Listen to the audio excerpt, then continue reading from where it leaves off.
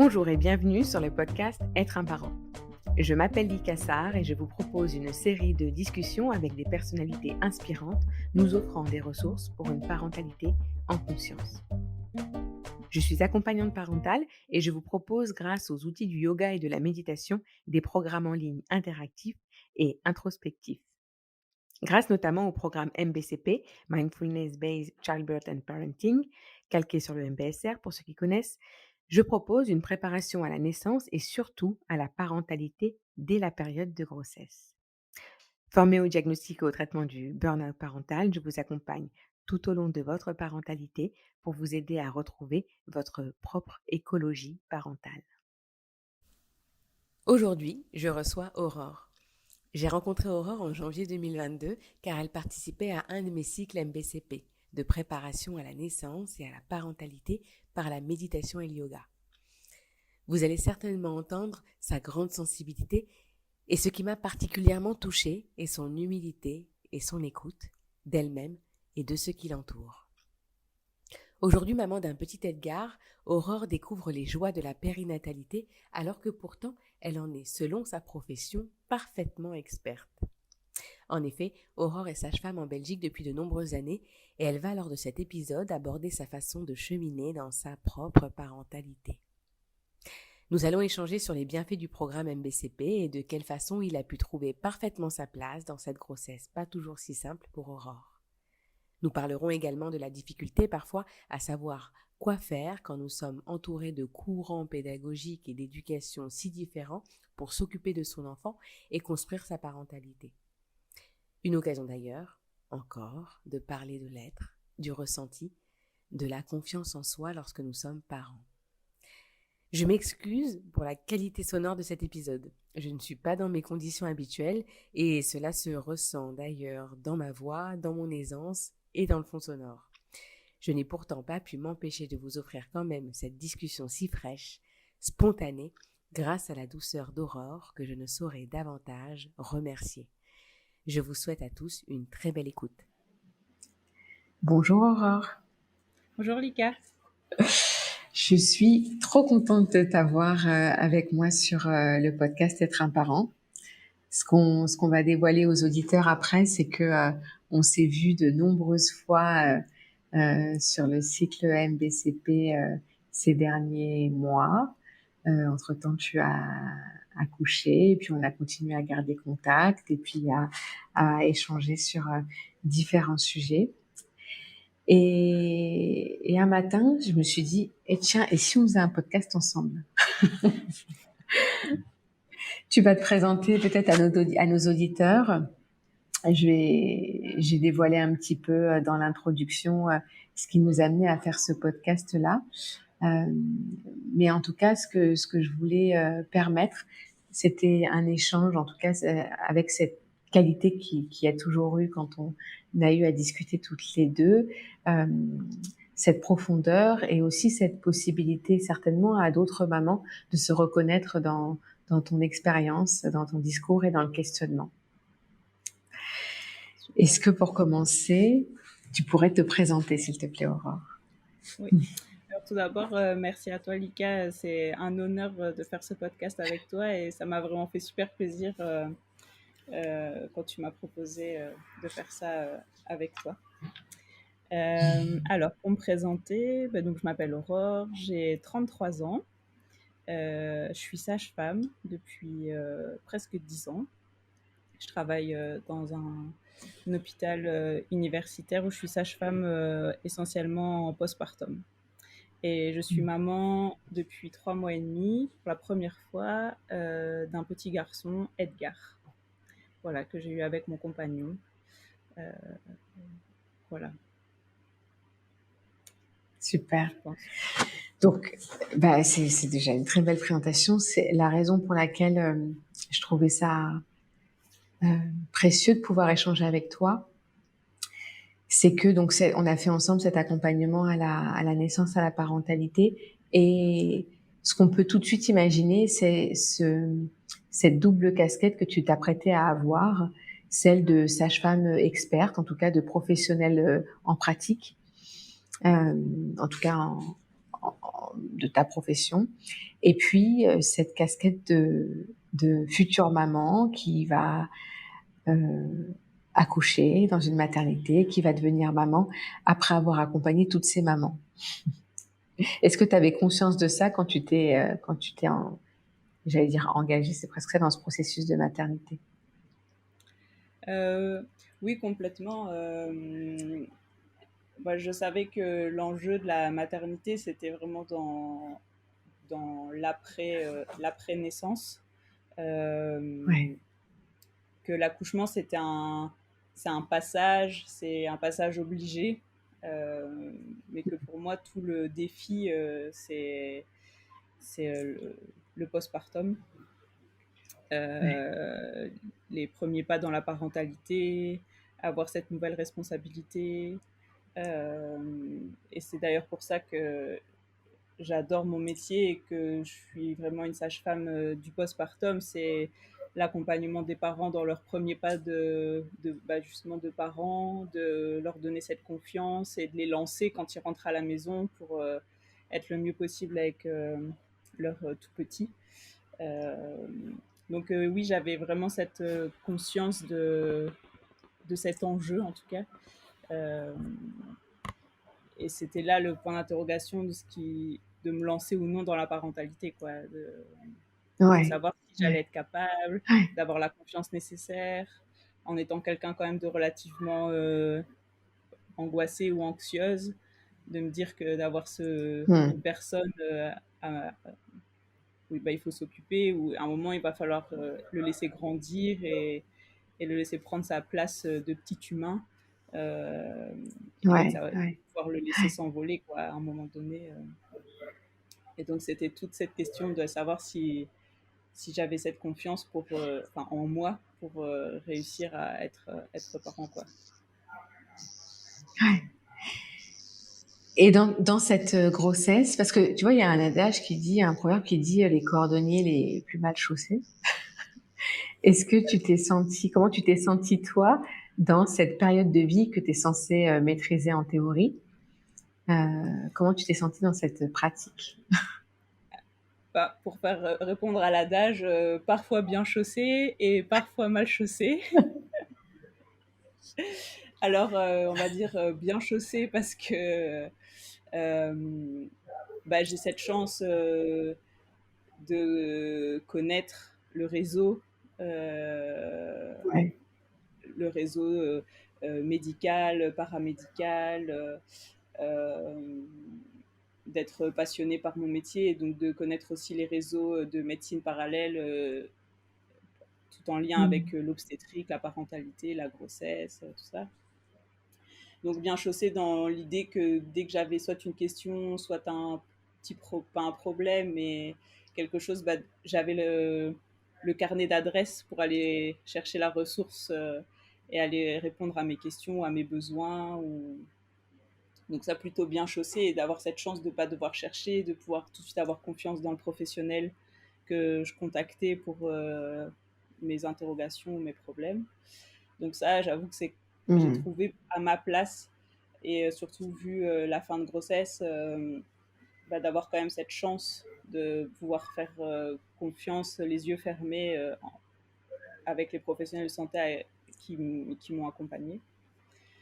Et puis, Oui. euh, et puis mal chaussé, bon, je sais pas si on peut dire mal chaussé, mais bon, voilà, ça a mis une année pour qu'Edgar arrive, pour mettre en route cette grossesse. Et puis, bon, il y a Oui. eu la grossesse globalement s'est bien passée, mais bon, il y a eu ce retard de croissance et puis ce déclenchement plus tôt. Mm. Euh, Mm. et voilà, et d'avoir un bébé qui était petit. Et donc, on va dire pas mal chaussé, mais bon, c'était pas forcément. Enfin, j'avais pas d'attente, mais j'ai pas expérimenté euh, une grossesse tout à fait physiologique avec une mise en route spontanée du travail, avec peut-être Ouais. plus de chances d'accoucher sans péridurale. Enfin, après, c'est pas un défi et c'est pas un objectif en soi, mais de, de d'aller dans cette idée-là, quoi. Oui, Mais ouais.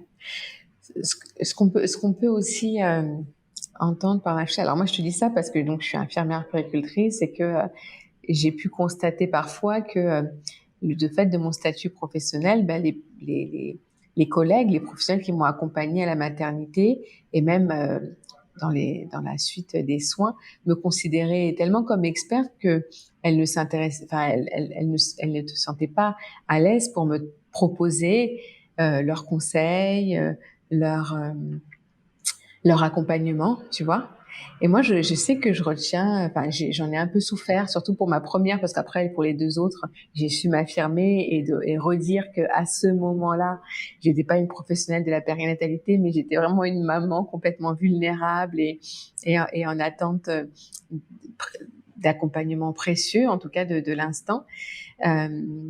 Euh, mais tu vois, je me revois en grande difficulté pour le lancement de l'allaitement, en grande difficulté pour des choses où les professionnels, elles venaient à peine dans ma chambre parce qu'elles disaient, oh, la chambre machin, Lika, elle gère, quoi. Tu vois? Et c'est en ça aussi que je peux, ce discours-là, je l'ai eu de collègues aussi qui avaient constaté ça. Est-ce que toi, tu t'es senti parfois peut-être, en difficulté à mobiliser toutes tes connaissances, que c'est ça qui se joue à ce moment-là, peut-être? Euh, Moi, j'ai pas ce ressenti-là. Moi, j'ai fait suivre ma grossesse par une gynéco de l'hôpital dans lequel je travaille. Euh, et j'avais 300% confiance en elle. Et c'est elle qui nous a Mm. accompagnés au début quand on s'est posé la question en disant, bon, on n'arrive pas à mettre en route une grossesse. Donc, et puis, je suis tombée enceinte. Et puis, elle nous a accompagnés. Mm. Et bon, j'ai eu cette chance aussi, enfin, que Thomas m'a beaucoup accompagnée au rendez-vous. Et Alexa a toujours pris le temps de tout réexpliquer pour Thomas, même si moi, je connaissais tout le Ouais, vocabulaire. Et ouais. donc, en fait, Mm. euh, en ça, enfin, oui, je me suis toujours sentie vraiment accompagnée comme Mm. une patiente, quoi. Et donc, Super. j'ai vraiment fait ce choix d'être accompagnée par Alexa, ce qui fait que j'ai jamais vraiment ouvert mes prises de sang, je suis jamais allée voir, je me suis laissée vraiment Mm. porter, Mm. euh, bah, comme en étant une patiente. Bon, évidemment, je suis quand même allée voir certaines choses, mais c'était plus pour réagir, enfin, de la curiosité, mais sinon, non, en tout cas pour toute la grossesse, on est allé chercher l'information, mais on m'a donné toutes les informations comme une primi-maman, quoi. Et donc, j'ai pas Oui. ce Ouais. ressenti-là. Et puis après, bah, avec ce diagnostic de retard de croissance, j'avoue que j'ai beaucoup préparé en amont la naissance d'Edgar. Euh, Mm. et je crois que et puis en étant une sage-femme aussi de la maternité, bon, il y avait déjà beaucoup de choses que je savais, donc ma valise, elle était adaptée enfin oui, au postpartum. Et puis j'ai eu cette Oui. chance, c'est que l'allaitement, il s'est lancé super bien rapidement. Moi, j'allais bien.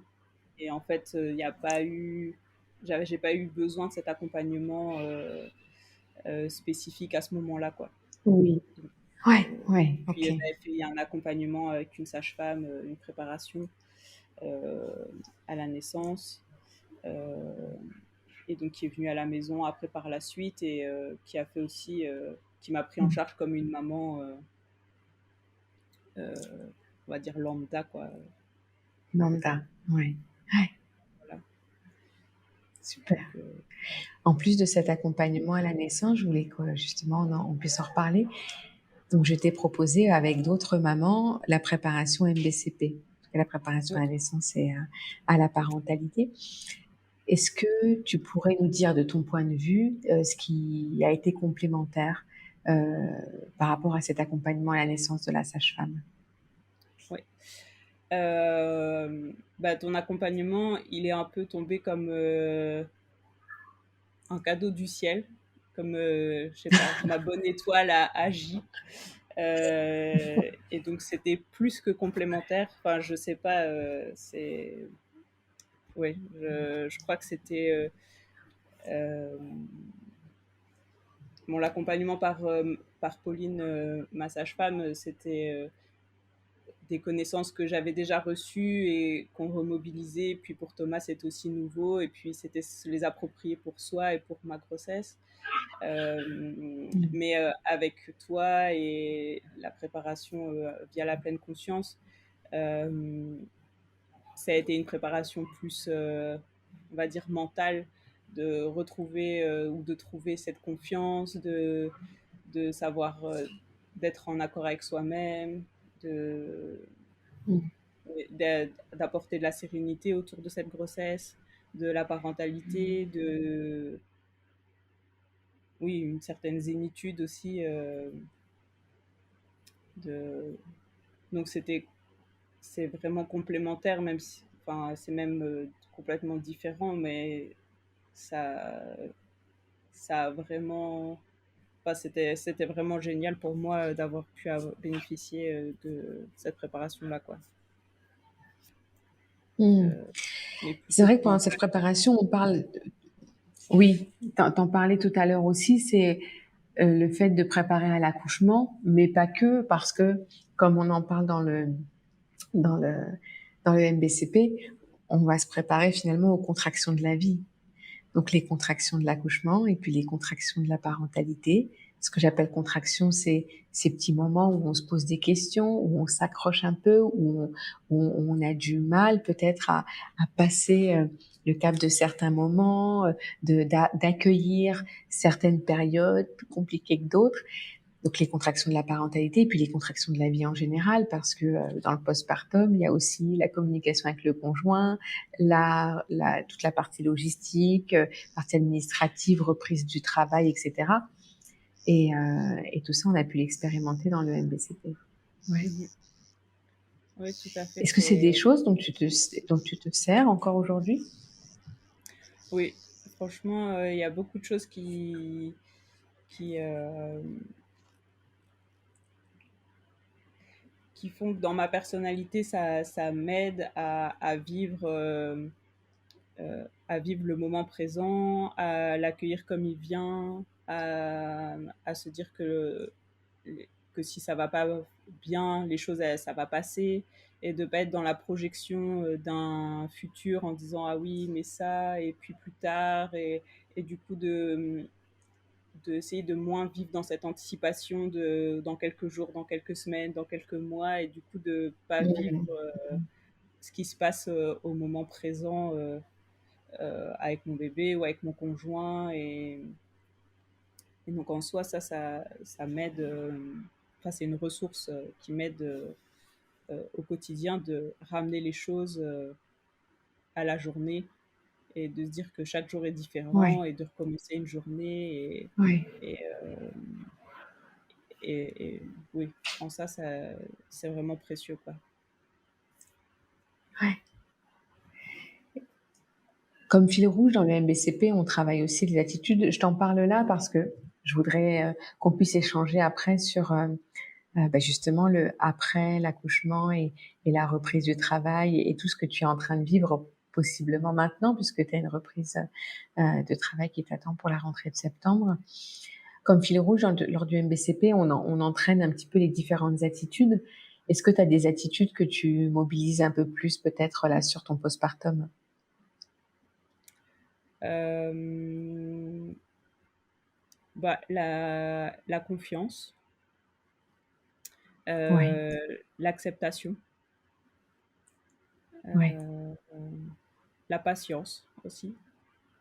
Mmh, Le mmh. postpartum, ça fait travailler la patience. Euh, et puis parfois, ouais, souvent, la gratitude et puis le non-effort, quoi. Ça, c'est vraiment quelque chose que tu m'as appris, Ouais, à ouais. me dire que bah, parfois, ça sert à rien ça, parfois, c'est dur, mais vraiment d'essayer d'avoir cette attitude-là, mais de se dire, oui, en fait, lâche. Enfin, ça sert à rien de mettre autant d'énergie, ça ne peut pas avoir d'effet Mmh, mmh. sur ce que tu veux, donc juste Sur le laisse processus. aller et Ouais, voilà, et ouais. ça va se dérouler, et puis la chose va passer, quoi. Euh, et c'est parfois, oui, ça c'est encore parfois difficile, mais j'essaye de l'appliquer ou de me le rappeler des fois pour juste lâcher prise et que les choses, Hmm. elles passent, quoi. L'exemple que j'utilise pendant mes accompagnements, c'est ça sert à rien de courir dans le bus, quoi. Oui, ben, Quand,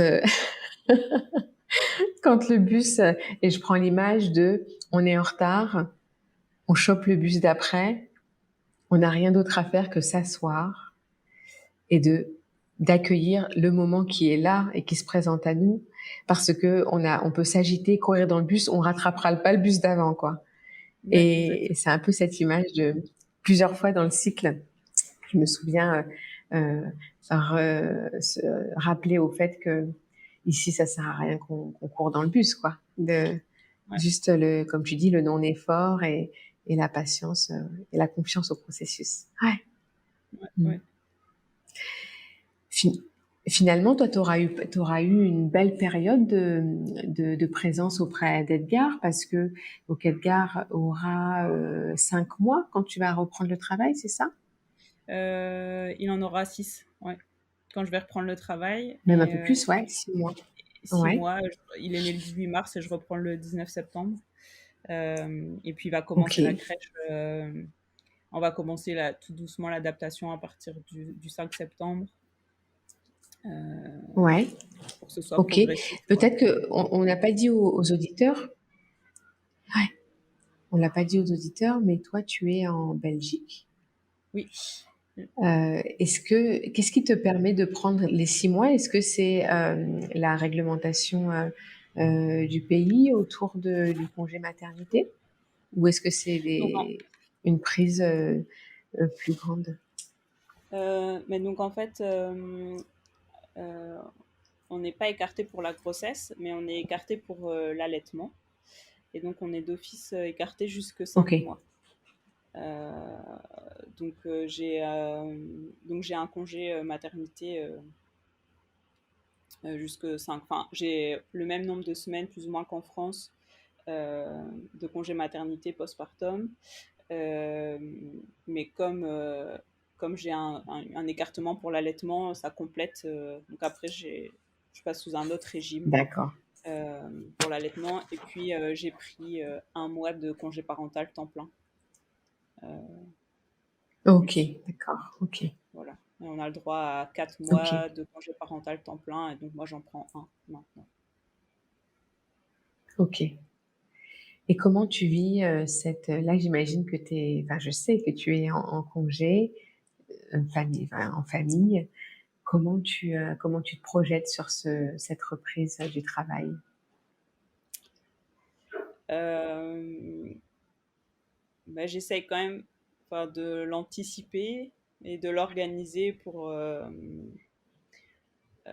bah, en fait, de réfléchir. Comme je travaille à l'hôpital, bon, j'ai un poste, je suis adjointe responsable dans le service de maternité.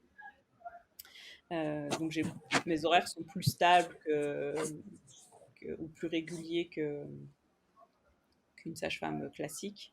Globalement, même s'ils sont quand même, Hmm. je fais quand même des week-ends ou des longues journées. Mais c'est vrai que de réfléchir, parce qu'en fait, ma responsable est déjà en train de faire l'horaire du mois de septembre. Hmm. Donc, bon, bah là, on a trouvé la crèche, mais de voir Edgar va aller à la crèche que 4 jours semaine sur 5. Euh, Hmm. mais donc, qui va le garder le 5e jour? Et donc, bah, mine de rien, ça demande quand même un peu à s'organiser, de savoir, bon, si je dois mettre des idérata au travail. Enfin, avant, c'est vrai qu'on était plus libre, mais maintenant, il faut quand même Ouais. organiser les choses, surtout pour apporter une stabilité à Edgar, quoi. Pouvoir lui permettre d'appliquer les mêmes rituels tous les jours et de pas trop le perturber à cause de moi, mes horaires qui sont pas toujours Hmm. réguliers, quoi. Mais je trouve que 6 mois, enfin, si j'avais eu plus, j'aurais pris plus. Euh, mais je trouve que 6 mois, c'est, c'est bien pour remettre en perspective le retour au travail. Je crois que je l'appréhende assez sereinement. Après, sur le moment où je vais devoir déposer Edgar à la crèche, ça sera peut-être plus difficile, ou le rythme de se relever tôt, très tôt le matin, euh, Mm. à 5h30, en n'ayant peut-être pas tout à fait Mm. dormi. Mais bon, je me dis que une chose à la fois, que de toute façon, bon, d'essayer de mettre des choses en place pour favoriser un bon sommeil pour Edgar, pour qu'on puisse bien dormir, euh, et puis d'avoir Ouais. peut-être une routine qui soit facile et on n'ait pas trop à se creuser la tête tous les jours pour savoir qui va le chercher, qui le conduit. Voilà, mais je, ouais, je me dis que chaque chose, on verra un peu quand on y sera. Oui, complètement.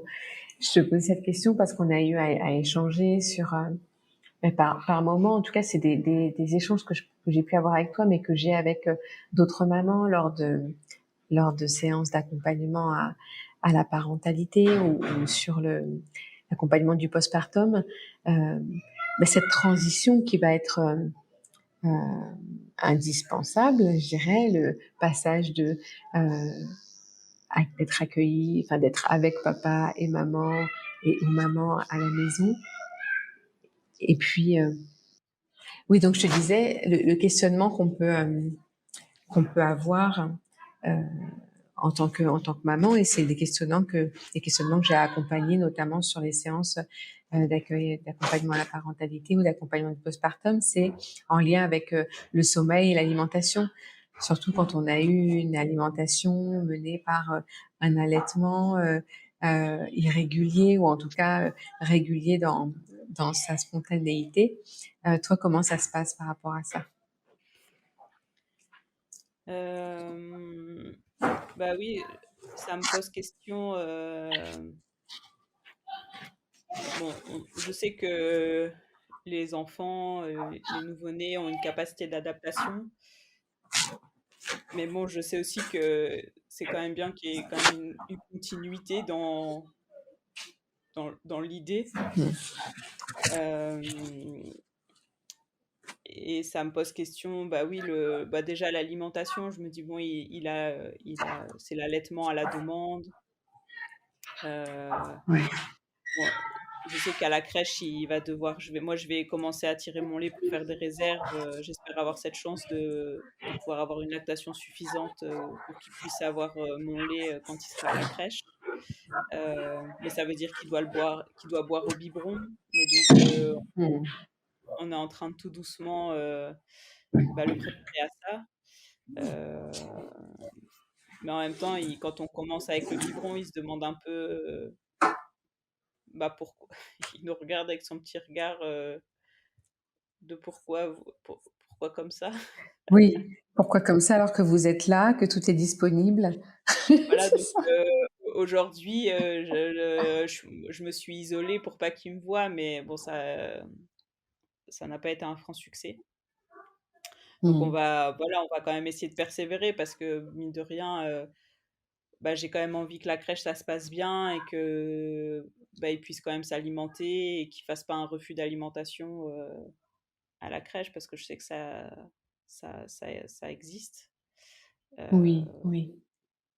et que ce soit pas des choses qui le vivent de façon brutale, quoi.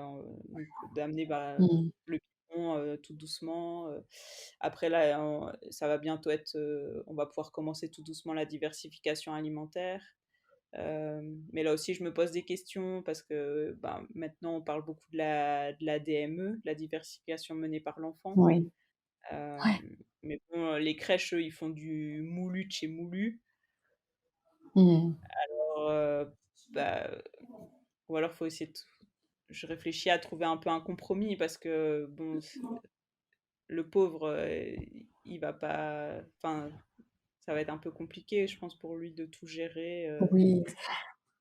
Ce que tu dis là, finalement, c'est tout à fait naturel d'avoir ces craintes-là, mais ce qu'on peut se dire quand même, c'est que l'enfant, très vite, il va savoir ce qu'on fait où.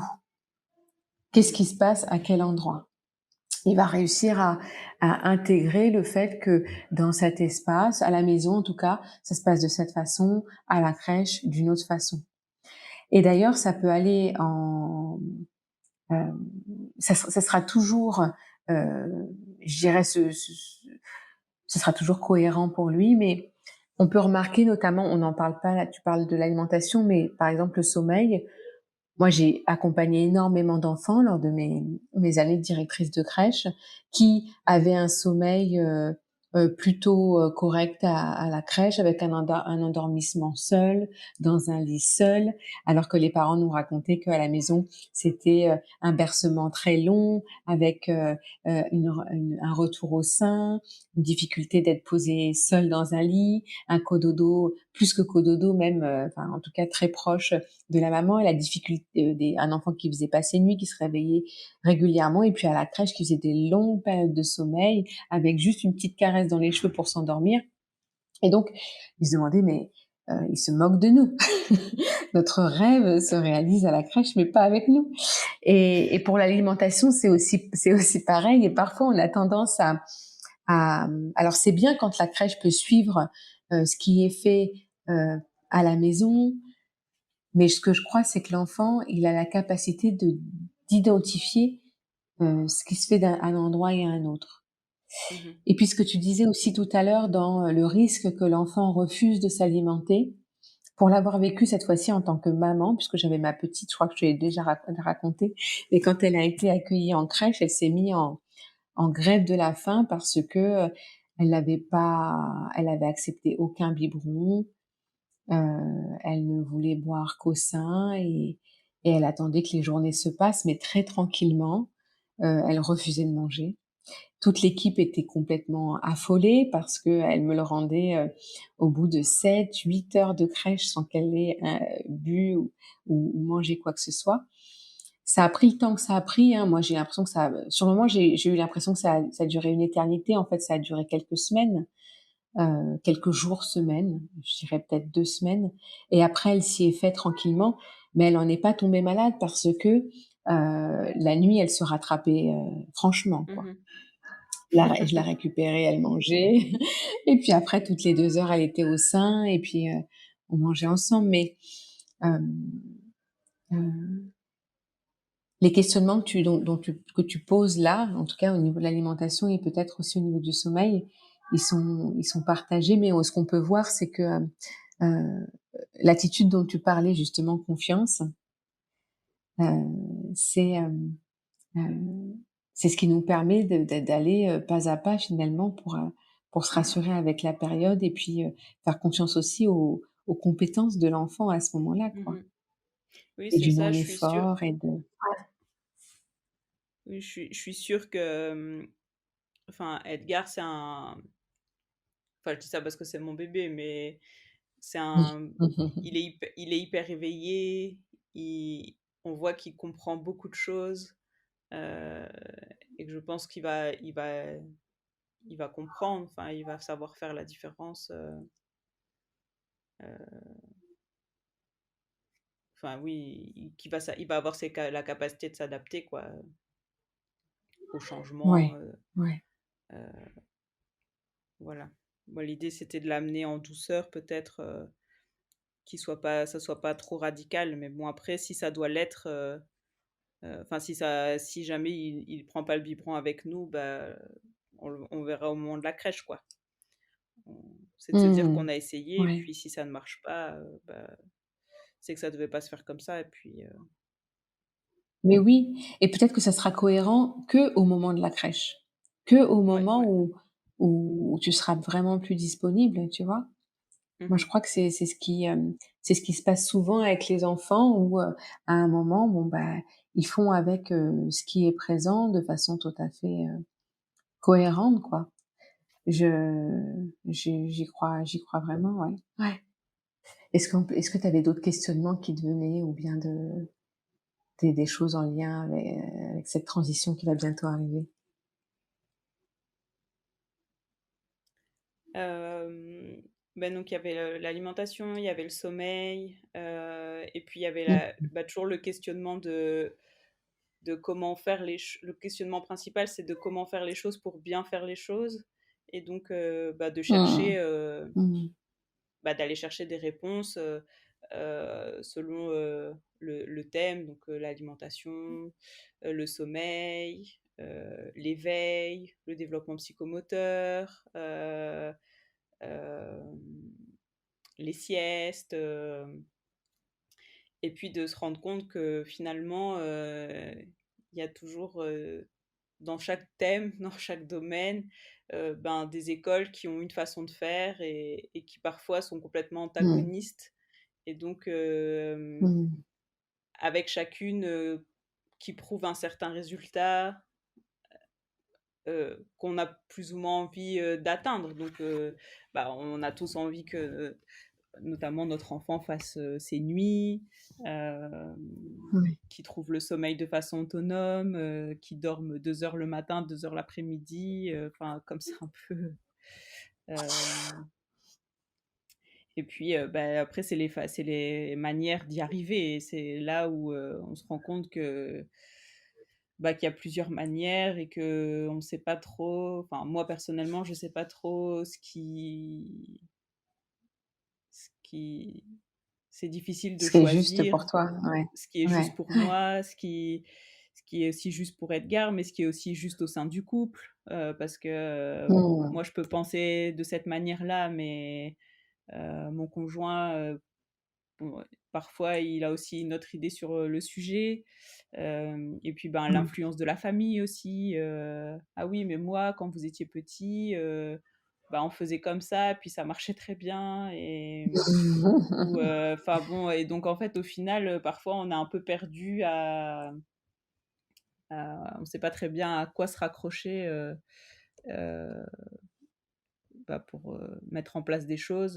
Donc parfois, on est plutôt plus décousu que organisé. Et ça, je trouve qu'en Ouais. soi, ça, c'est quand même quelque chose de compliqué euh, parce que ça génère parfois de la culpabilité, soit de pas bien faire les choses, ou je pense que aussi quand nous, on est complètement perdu, je pense que ça se ressent aussi chez l'enfant de ne pas réussir à mettre quelque chose de stable en place.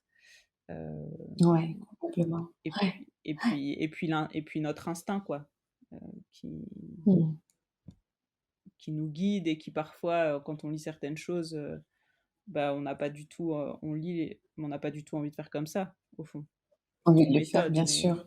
Mais ouais, je te rejoins dans le fait, et puis j'en parle beaucoup lors des podcasts et puis sur ma page Instagram aussi, de si on part du principe où on veut suivre une méthode pour sa parentalité, je pense effectivement qu'on ne prend pas tout à fait bonne route, parce que même si on peut s'inspirer de différentes méthodes, en sachant que, comme tu le dis, les différentes méthodes, elles peuvent parler d'une chose et de son contraire, puisque on trouve énormément de méthodes, notamment sur le sommeil, sur l'alimentation, qui vont pas spécialement dans le même sens. Alors, pour peu de lire une méthode et après une autre qui ne disent pas la même chose, on risque surtout d'être perdu dans sa recherche Mhm. de réassurance. Et puis, ce que je voulais dire, c'est que ce que je répète souvent, c'est qu'il ne s'agit pas d'appliquer une méthode, mais plutôt de se dire que euh, on va donc entraîner les attitudes, encore ces fameuses attitudes qui reviennent, pour pouvoir, instant après instant, être à l'aise avec ce qu'on propose. On peut s'inspirer de choses. Je crois que c'est utile de pouvoir s'inspirer sans que ce soit trop non plus. Et là, je repense à une maman que j'accompagne en ce moment, et qui s'est trouvée très rassurée que d'avoir une vingtaine de livres dans sa bibliothèque en lien avec la parentalité, mais qui pour autant était très perdue, en tout cas pas plus rassurée, même si elle avait pu lire une dizaine d'entre eux. Je crois que ça vient rassurer notre besoin de connaissance, mais ça va certainement pas rassurer notre confiance. Non. Et comme tu En dis, fait, tu ça vois, le fait vient. de pouvoir se relier à notre nature. Mhm. Oui, Ça vient des fois nous rassurer dans, je sais pas si on peut appeler ça comme ça, la norme, mais de se dire, ok, en oui. fait, ça, c'est normal, c'est un comportement normal. Même si je pense que chaque enfant évolue quand même à sa manière. Bon, il y a une trame de fond, mais de se dire, ok, ça c'est quand même, ça, de se dire que oui, le développement, il est ok. Et puis après, de se laisser la possibilité de broder autour avec la personne la personne qu'on est nous déjà, puis la personne, enfin l'enfant, Ouais, quoi, où chaque enfant est différent oui, et que et ce qui marche avec un enfant va pas forcément marcher spécifiquement avec un autre enfant, et de lâcher prise aussi oui. sur et d'aller au rythme de chacun, quoi. Ouais. Euh, Et aussi d'admettre que ce qui marche pour mon enfant maintenant, ça marchera pas pour mon enfant dans 1 mois, quoi, aussi. ouais. Finalement, la flexibilité et la créativité, enfin, c'est ce que je trouve le plus difficile à retrouver, quand on est tenté, de suivre une méthode ou une autre, quoi. Voilà. Après, je trouve que c'est parfois difficile. Bon, là, on en parle et que euh, comme dit, en théorie, tout se passe bien. Euh, bon, Oui. c'est vrai. Bon, on se dit, ah, lâcher prise, la trame de fond, broder. Bon, puis après, on Ouais, est quand même souvent ouais, ouais. déstabilisé quand on est au moment même. On se dit, ah mince, on a quand même la peur de faire, notamment pour le sommeil, mais de faire une erreur, enfin, même si je sais pas s'il y a vraiment des erreurs, mais et de rentrer Mmh. dans des cercles vicieux où en fait on s'en sort pas, Mmh. et tout le monde en souffre quelque part, quoi. Et donc, enfin, moi, c'est plus personnellement, c'est le sommeil, c'est cette crainte de mettre le pied dans le mauvais engrenage, et que ça prenne énormément de temps pour pouvoir tout.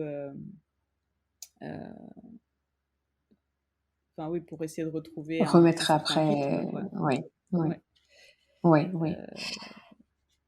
Ce qu'on craint, c'est de pas pouvoir retrouver un équilibre, comme tu dis. C'est-à-dire de faire l'erreur qui va causer un une, un chemin, enfin, en tout cas, une irrégularité sur du trop long terme, quoi, c'est ça? Mhm. Et c'est juste que Ouais. on est dans une société où on nous demande de travailler, enfin, on nous demande d'être performant au Mmh. travail, d'être performant à la maison, d'être performant, enfin pas d'être performant dans notre couple, mais bon, la vie de femme, la vie de maman, la vie professionnelle, et de tout jongler. Et c'est vrai que, bon, après c'est des choix, et c'est un choix de reprendre le travail. Bon, parfois c'est aussi une nécessité quand même de devoir travailler, mais Oui. bah oui, de se dire que si j'étais, je sais pas, maman au foyer par exemple, enfin, ou d'avoir ce temps pour plus de temps, ben, on serait moins stressé sur certaines choses. Je pense que des fois aussi le stress, les Mmh. inquiétudes, elles sont Mmh. mises aussi parce qu'il y a un espèce de timing qui arrive au-dessus de notre tête, et pour essayer d'être performante et dans notre rôle de maman et au travail et dans notre rôle de femme, pour essayer de jongler avec ces trois Complètement. casquettes. Et donc en fait, je crois que Ouais. parfois la pression sur le sommeil, l'alimentation, on essaye que l'équilibre, d'anticiper que ça soit équilibré pour pouvoir jongler au mieux avec nos trois casquettes, quoi. Et alors que Mmh. dans un autre timing, dans une autre dimension, je crois qu'on prendrait les choses Ouais, parfois un peu différemment. Voilà, donc il faut savoir composer avec toutes les contraintes complètement, qu'on se met et qu'on nous met aussi, entre guillemets, quoi. complètement. Et ce que tu dis là, c'est réellement ce qui m'a fait prendre conscience à un moment après avoir accompagné la parentalité pendant, près de 10 ans d'une certaine façon, de me dire: «Mais finalement, c'est pas tant un problème de pratique, de faire, de savoir quoi faire, c'est un problème de stress, de pression sociale et de possibilités, de faire avec, tu vois, de réguler son stress pour pouvoir faire preuve là de présence et de réponse ajustée, quoi. Mhm. Ouais, ouais, ouais. Super. Bon, écoute, Aurore, je crois que je te propose d'arrêter là. Ça fait déjà, Oui. comme à chaque fois, je pense qu'on pourrait encore parler beaucoup de ces sujets-là qui résonnera assurément pour nos auditrices, particulièrement celles qui sont dans le postpartum. Peut-être comme dernière question que j'aimerais te poser, un peu comme la question signature du podcast, est-ce que tu as un thème que tu aimerais voir abordé sur un prochain épisode du podcast Être un parent? Euh,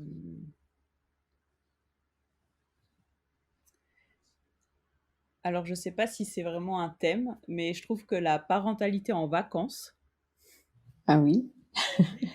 euh, eh ben, enfin, bon, parce que je le vis et que c'est la première fois, mais en fait, Ouais, ça génère plein de questions, plein de nouvelles questions, plein de oui, nouveaux oui. positionnements, euh, des réajustements, même au sein du couple, enfin, ou même Oui. au sein du couple qui est jeune parent, enfin, et ouais, je trouve que ça pourrait être un. Alors, je sais pas qui pourrait être en face de toi pour faire ce podcast, mais, euh, mais je trouve que ça serait intéressant, Oui, euh, complètement. voilà, enfin, oui, le choix de vacances, ce qu'on fait avec les enfants, enfin, de comment on s'adapte, Mmh. euh, Mmh. comment on gère. Bah, si on est différent dans le couple, on se dit bah non, on va au rythme de l'enfant, ou non, en fait, l'enfant il nous suit parce que j'ai envie de visiter la région, ou euh, ouais, la Ouais, parentalité en j'ai des vacances, petites idées d'intervenants, mais c'est une belle idée. Ouais. c'est tout autre chose, je trouve, parce que c'est le compagnon bah, qui est en vacances, lui, enfin, dans le cadre du congé maternité, mais il est en vacances, donc il est tout le temps là, donc il profite aussi de son enfant, mais donc les places, elles se redistribuent aussi pendant cette période-là. Euh, Mmh. Ça pourrait être un chouette. Ouais, super, je note. Écoute, je te remercie beaucoup pour cet échange très riche. Je te souhaite, à toi de très bonnes vacances et puis, Merci. probablement à bientôt pour d'autres échanges, un peu plus intimes alors. Oui, c'était avec grand plaisir. Merci beaucoup, Lika. À bientôt, Aurore. À bientôt. Si cet épisode vous a plu, venez sur ma page Instagram Parentalité Pleine Conscience nous en faire part et peut-être partager vos témoignages. Pour me soutenir et offrir une plus grande visibilité à ce podcast, je vous laisse mettre 5 étoiles et pourquoi pas un commentaire sur la plateforme de votre choix. Je vous dis à bientôt et en attendant, prenez soin de vous.